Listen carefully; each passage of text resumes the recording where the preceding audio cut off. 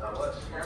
Kyle, welcome to the Palm Springs Aerial Tramway. We did a technician working with a couple other guys. If you want, we can head up the control room right away and get started there. I'd love to.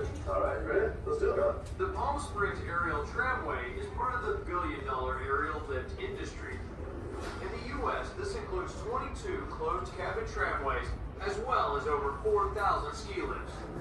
So we're headed to the control room. Yes, sir. This is where we usually get ready. We got all our safety equipment up there. Anything else you can possibly need, we got our tool shop across the way. Yeah. Oh. So welcome to the control room. We got our cameras over here to monitor everything, and we got behind me here.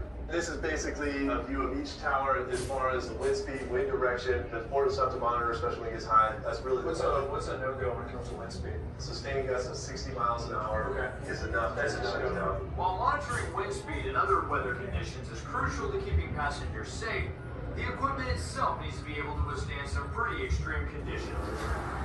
Palm Springs is in the Sonoran Desert, where temperatures can reach over 120 degrees. And in the winter, the desert can get pounded with sudden downpours causing flash flooding. In fact, just 5 months before my visit, the lower station was nearly wiped out in a flash flood. It took 46 days and over $1 million to rebuild, that served as a valuable lesson in the unpredictability of Mother Nature. All right, well, that's the boring stuff. If you're ready, we go down and take a look at the real money maker downstairs.